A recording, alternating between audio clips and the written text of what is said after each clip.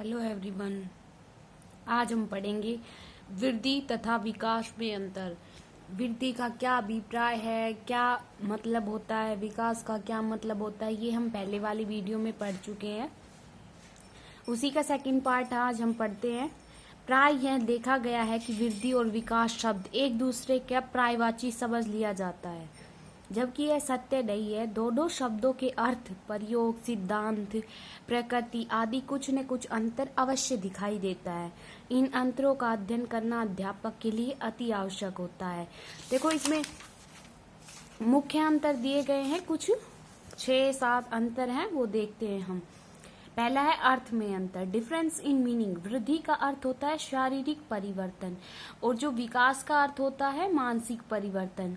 ठीक है, शारीरिक परिवर्तनों के परिणाम स्वरूप व्यवहार में परिवर्तन आना प्रारंभ हो जाता है, लेकिन जो विकास का प्रयोग होता है शरीर के विभिन्न अंगों की विभिन्न दिशाओं में गुणात्मक उन्नति के बारे में किया जाता है। ठीक है, मेंटली जैसे स्ट्रोंग होना, उनके गुण, उनके दोष, उनको क्रिएट करते हैं, वो होता है विकास। ठीक है, सेकंड पॉइंट है वृद्धि और विकास की निरंतरता, कॉन्टिन्यूटी क्या होती है। देखो, जो वृद्धि होती है वो लगातार नहीं होती, कभी धीमी होती है, कभी तेज होती है।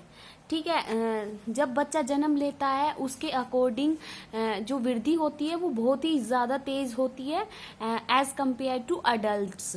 ठीक है, और फिर वृद्धि लड़कियों में और लड़कों में अलग अलग टाइम पे रुक जाती है। एक एज होती है, उसके बाद जो वृद्धि होती है वो रुक जाती है। ठीक है, लेकिन विकास होता है ये व्यापक होता है, पूरी लाइफ टाइम चलता रहता है, छोटे बच्चे से लेके जब तक हम मृत्यु उपरांत तक वो चलता ही रहता है। कुछ न कुछ हम सीखते ही रहते हैं, विकास होता ही रहता है हमारा। वृद्धि तथा विकास में संबंध, relationship between growth and development. देखो, संबंध क्या होता है कि जो वृद्धि और विकास शब्द एक दूसरे को पर्यायवाची समझा जाता है। बढ़ते हुए शरीर के कारण उसकी कार्य कुशलता भी बढ़ती है। अगर कोई जैसे बढ़ रहा है शरीर, I mean to say that कि अगर कोई ज्यादा स्ट्रोंग है तो वो ज्यादा वेट लिफ्टिंग कर सकता है। आई मीन ज्यादा ताकतवर है, वो ज्यादा भार उठा सकता है, ज्यादा काम कर सकता है, और कमजोर इंसान नहीं कर सकता। उसी के बारे में बताया है। लेकिन कई बार विकास की प्रक्रिया वृद्धि के बिना भी हो जाती है। जो मेंटली विकास होता है, डेवलपमेंट, वो क्या होता है कि शारीरिक हेल्थ किसी की अच्छी नहीं है, लेकिन उसमें मेंटल हेल्थ बहुत ज्यादा होती है। ठीक है, कुछ लोग छोटे होते हैं जिनकी वृद्धि नहीं होती, फिजिकली फिट नहीं होते, लेकिन उनकी जो विकास है, उनके सोचने की क्षमता, उनके सोचने समझने की, कार्य करने की क्षमता उनकी बहुत ज्यादा होती है। मतलब तो क्या होता है कि इसमें वृद्धि का पक्ष दुर्बल रह जाता है, लेकिन विकास के अन्य पक्षों में समृद्धि हो जाती है। ठीक है, जैसे बौद्धिक पक्ष, सामाजिक पक्ष तथा संवेगात्मक पक्ष। दूसरे शब्दों में विकास का पक्ष हावी हो जाता है। ठीक है, वृद्धि के पक्ष रुक जाते हैं और विकास के पक्ष सक्रिय हो जाते हैं। विस्तृत और संकीर्ण शब्द, यानी ब्रॉडर एंड नैरो टर्म्स। देखो, वृद्धि शब्द संकीर्ण माना जाता है, छोटा माना जाता है, जबकि विकास एक व्यापक शब्द है, बहुत बड़ा शब्द है।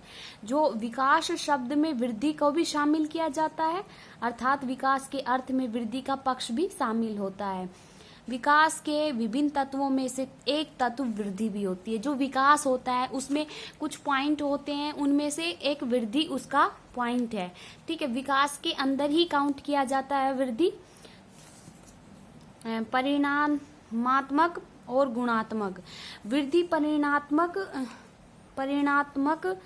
परिमाणात्मक से परिवर्तनों से जुड़ी हुई है, जबकि विकास का संबंध गुणात्मक परिवर्तनों से होता है। वृद्धि का और विकास का मापना, measurement of growth and development. वृद्धि का संबंध आकार, भार, ऊंचाई आदि में परिवर्तन से होता है। इसी प्रकार से परिवर्तनों को मापा जा सकता है। देखो, जो भार होता है, वेट होता है, वो भी माप सकते हैं हम, लेंथ भी माप सकते हैं, आकार भी माप सकते हैं। ठीक है, और हम उनको सीधे नेक्ड आई से देख सकते हैं कि भाई ये कितना हेल्दी है, कितना फिट है, कितना अनफिट है। ठीक है। और जो विकास की प्रक्रिया होती है वो आंतरिक होती है, ठीक है। उसे मापना बहुत ही कठिन होता है, बल्कि असंभव है। इसे मापने के लिए ऐसा कोई तरीका विकसित नहीं हुआ है। विकास के परिवर्तनों को केवल देखा ही नहीं बल्कि महसूस भी किया जा सकता है। कोई इंसान इंटेलिजेंट है तो हम उसके सिर्फ उसके ज्ञान के थ्रू हम जान सकते हैं कि ये इंटेलिजेंट है, बट वृद्धि के थ्रू तो हम खुद अपने अंदाजा लगा सकते हैं कि भाई ये कितना स्ट्रोंग है और कितना नहीं है। और विकास से हम जब वो मतलब हमारे क्वेश्चन का आंसर देता है, कितना नॉलेजेबल है, उसके बारे में पता चलता है, ठीक है। वृद्धि और विकास के 6 पॉइंट है, बस इन दोनों में यही अंतर है। विकास एवं वृद्धि दोनों में परिवर्तन होते रहते हैं, सही बात है। दोनों ही प्रत्यय कॉन्सेप्ट मानव एवं पशु दोनों में समान रूप से होते हैं। देखो, विकास मानव में भी होता है और पशुओं में भी होता है। उनमें मान लो लैंग्वेज सीखने का, खाने का, उड़ने का और चलने का आदि, ये सब क्या होता है, विकास हो रहा है। और वृद्धि उनके शरीर में आकार में परिवर्तन होना। विकास एवं वृद्धि दोनों का मापन किया जा सकता है। वृद्धि एवं विकास दोनों में ही परिपक्वता की अवस्था तक परिवर्तन पाए जाते। जब तक आदमी मैच्योर नहीं हो जाता तब तक उसमें परिवर्तन पाए जाते हैं। उसमें धीरे धीरे परिवर्तन होता है, चेंजेबल होता है, ठीक है। मतलब कंक्लूजन क्या निकलता है कि हम इस प्रक्रिया के दौरान होने वाली परिवर्तनों का व्यक्ति के जीवन में बहुत महत्व होता है। It is very important in our life. विकास की अवधि में होने वाले परिवर्तनों के कारण ही बालक विभिन्न शरीर एवं मानसिक गुणों को प्राप्त करते हुए अपने जीवन की विभिन्न प्रकार की समस्याओं का समाधान करने के योग्य हो पाता है।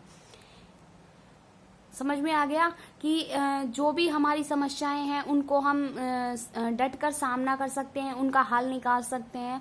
That's it.